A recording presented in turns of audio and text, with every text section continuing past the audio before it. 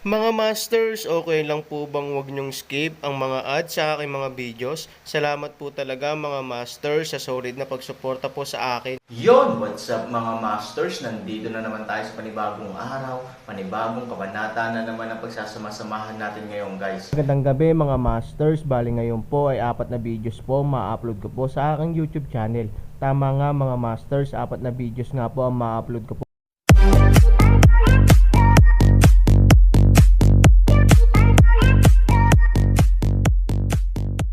Bali mga masters, kung bago ka pa lang po sa aking YouTube channel, please click the subscribe button, lalong-lalo na po yung notification bell guys, para maging connected pa rin tayo sa isa't isa at maging updated kayo sa mga susunod ko pang video.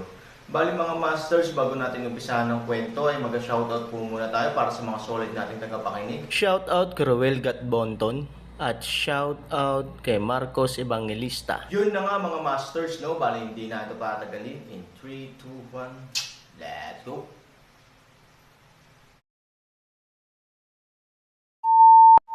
Kabanata 21,971 hanggang 2,175.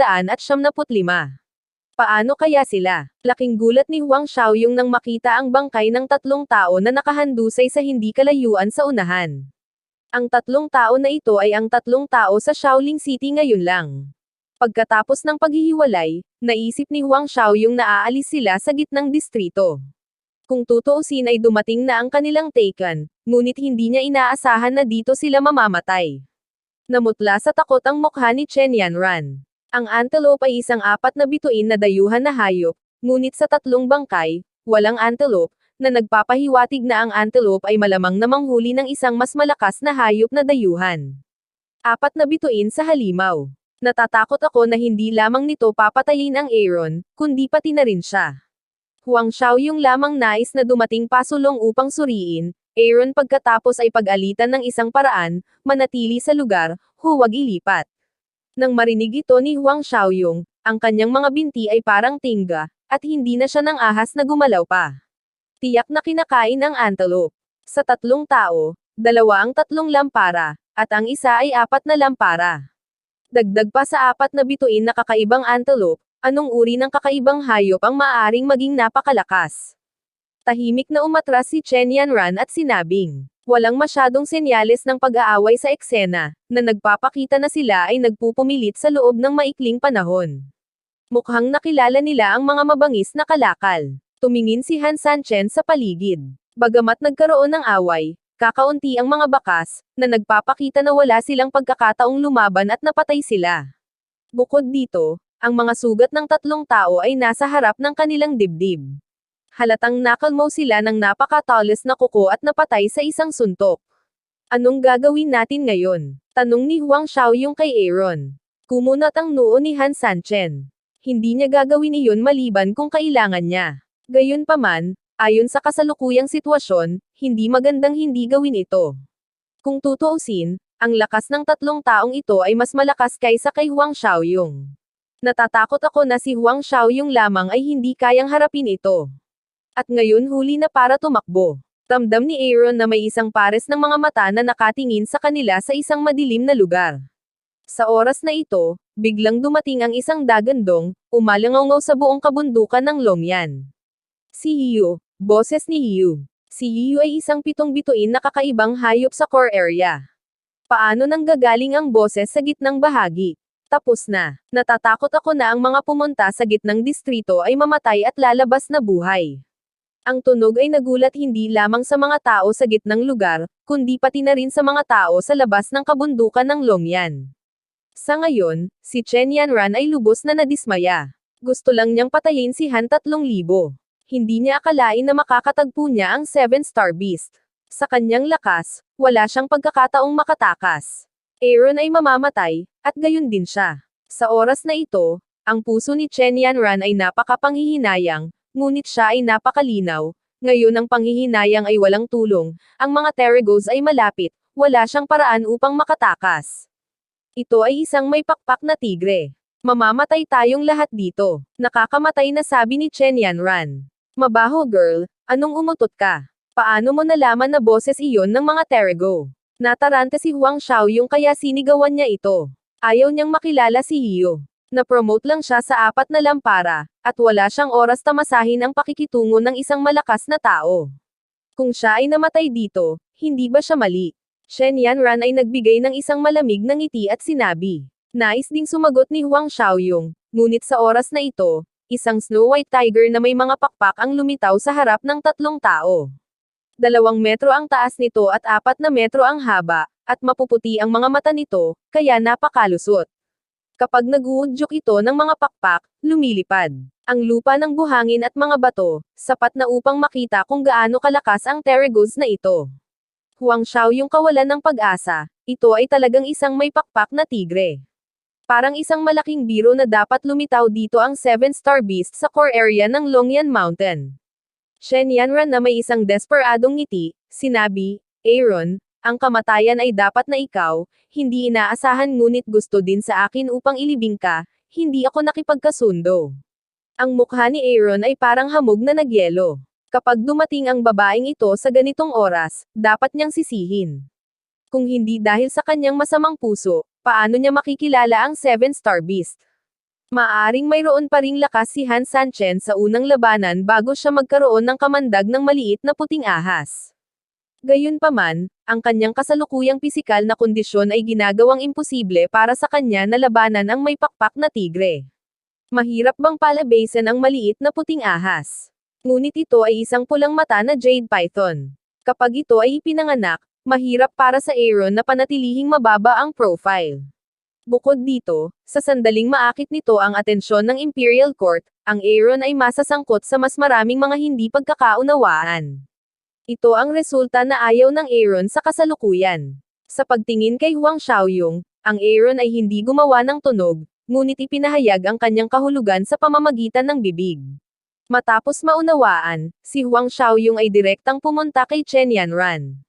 Anong ginagawa mo? Tanong ni Chen Yanran. Hindi nagsalita si Huang Xiaoyong, isang palad sa leeg ni Chen Yanran, hinayaan siyang himatayan. Guro, mayroon ka bang paraan para harapin ang mga Terrago? Inaasahan ni Huang Xiaoyong ang Han 3,000. Tanging ang Aaron lamang ang makakalikha ng pag-asa na mabuhay. Umiling si Aaron at sinabing, nasasaktan ako. Natatakot ako na hindi ko ito makayanan ng sarili kong lakas. Si Huang Xiaoyong ay pinilit ng panahon. 4 na ilaw lang siya. Gustuhin man niyang tumulong sa Aaron ay walang kwenta. Guro, ano ang dapat nating gawin ngayon? Makakalipad ang may pakpak na tigre. Hindi tayo makakatakas kung gusto natin. Sinabi ni Huang Xiaoyong, ang susunod mong makikita, kung hindi mo kayang ilihim sa akin, mapapatay lang kita. Sabi ni Aaron. Hindi alam ni Huang Xiaoyong kung ano ang kanyang makikita, ngunit mabilis siyang tumango, Master, ako ang iyong apprentice. Hinding-hindi kita ipagkakanulo. Sabi ni Huang Xiaoyong na curious din siya kung ano ang gagawin, susunod na mangyayari. Ginawa pa niya ang Aaron kaya maingat. Natural na hindi inaasahan ni Huang Xiaoyong na ang susunod niyang makikita ay magiging hindi niya malilimutan habang buhay. Ang Red-Eyed Jade Python, isang 9-star alien beast, ay isang makapangyarihang alien beast na kahit na ang kasalukuyang master ng Xuanyuan World ay gusto.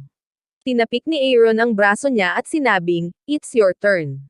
Don't lie in. Tamad na gumapang palabas ang maliit na puting ahas at tumingin sa paligid. Si Huang Xiaoyong ay bahagyang natigilan noong una. Napakaliit na bagay lang. Hindi ba biro ang inaasahan pa ni Master na haharapin nito ang mga Terrago? Master, ano ito? Nagdududang tanong ni Huang Xiaoyong. Dahil sa kanyang maliit na sukat ay hindi niya makilala na isa itong Red-Eye Jade Python. Kung tutuusin, hindi pa niya ito nakita, at hindi niya akalain na ang maalamat na Red-Eye Jade Python ay magiging napakaliit. Hindi sumagot si Aaron, nakita niya ang Red-Eye Jade na si Python na lumangoy sa paanan ng mga Terrago. Nang ang maliit na bagay na ito ay nasa kuweba ng Diablo, sapat na ito para harapin ang mga Terrago. Ngunit ang hindi ginawa ni Aaron inaasahan na ang may pakpak na tigre ay itinaas ang kanyang paa at tinapakan ang maliit na puting ahas, I'm not a slouch. Aaron burst out rude, dumbfounded. Mapurol din ang mukha ni Huang Xiaoyong. Ang akala niya ay gagawa si Master ng ilang Assassin's Maze, pero hindi niya akalain na napakaliit lang pala nito, at natatakot ako na putol-putol na ito.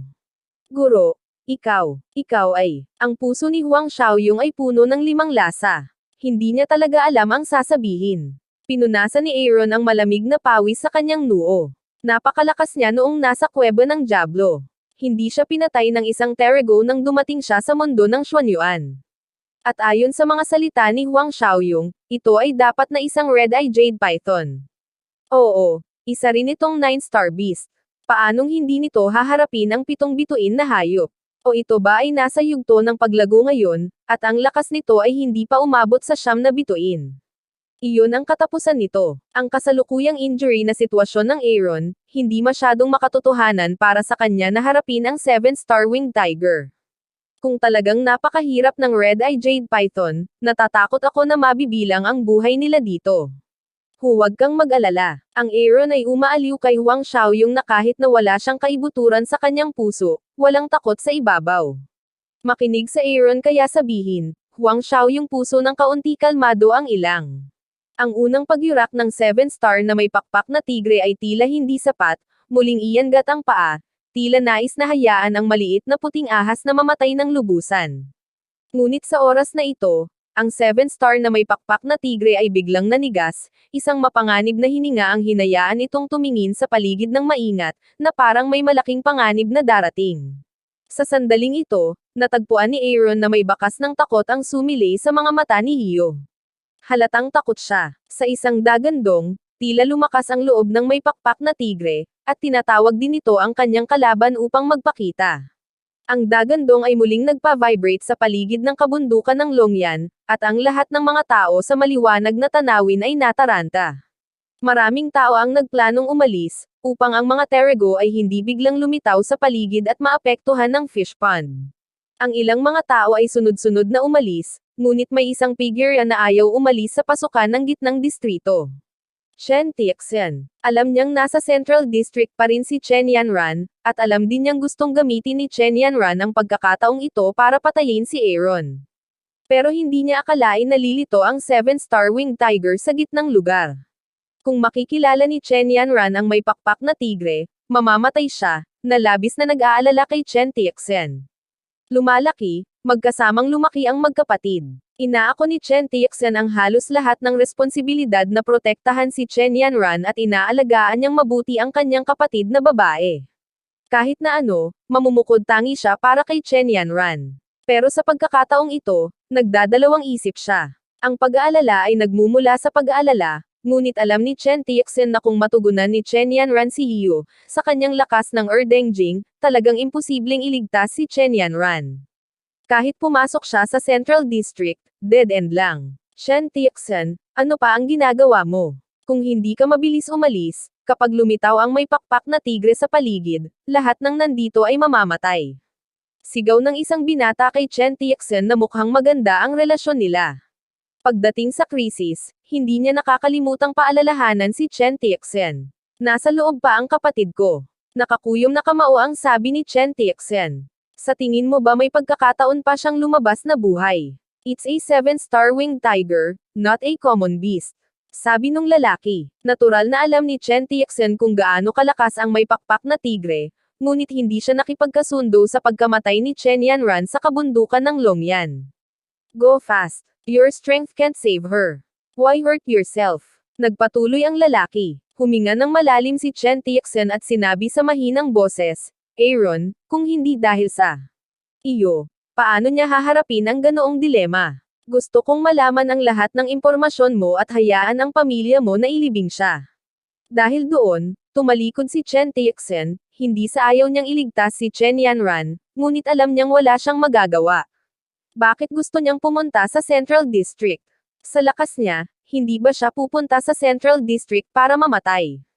Nagdududa ang tanong ng lalaki kay Chen Tianxian. Bago iyon, hindi niya maintindihan kung bakit ginawa ito ni Chen Yanran. Pagkatapos ng lahat, ang sentral na distrito ay hindi ang lugar kung saan ang mga ordinaryong tao ay nangangahas na pumunta. Si Chen Tianxian ang orihinal na sinisi ang Aaron para sa bagay na ito.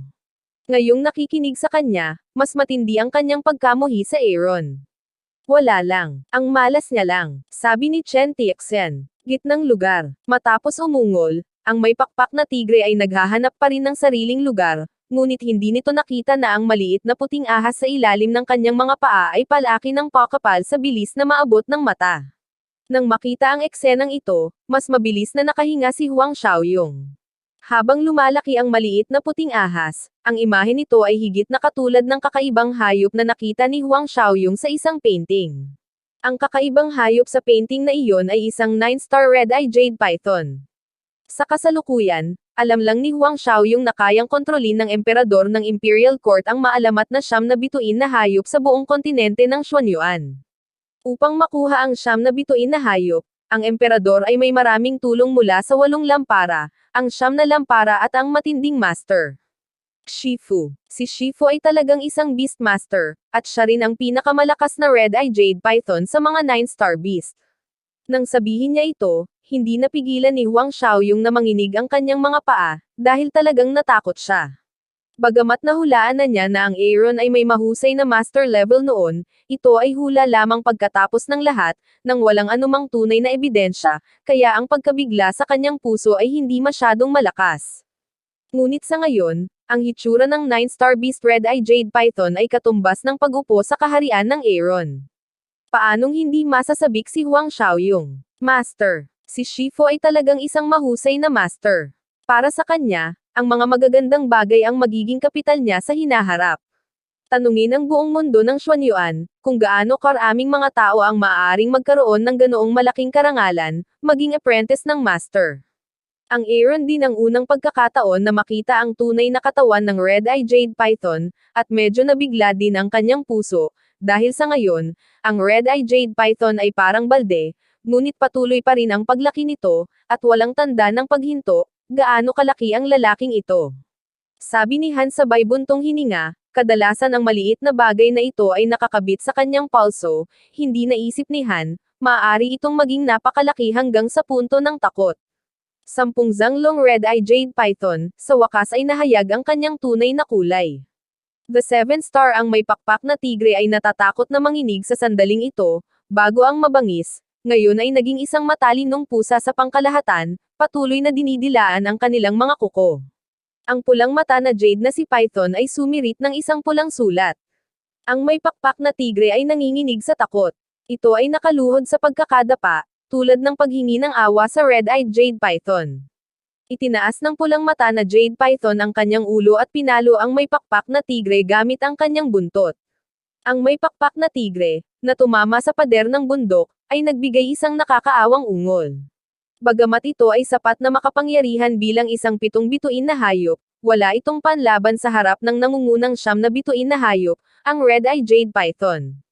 Nang ang red-eye jade python ay handa ng lunukan ang mga pit. Yun na nga mga masters, no? Bali panibagong kabanata na naman yung natapos natin ngayong gabi. Muli, maraming salamat po talaga sa walang sawang suporta po sa aking YouTube channel na talagang inaabangan nyo po ang bawat upload ko po. Bali mga masters, magkita-kita ulit po tayo bukas ng gabi at ngayon po ay magpapaalam po muna tayo. Bali mga masters, bye-bye!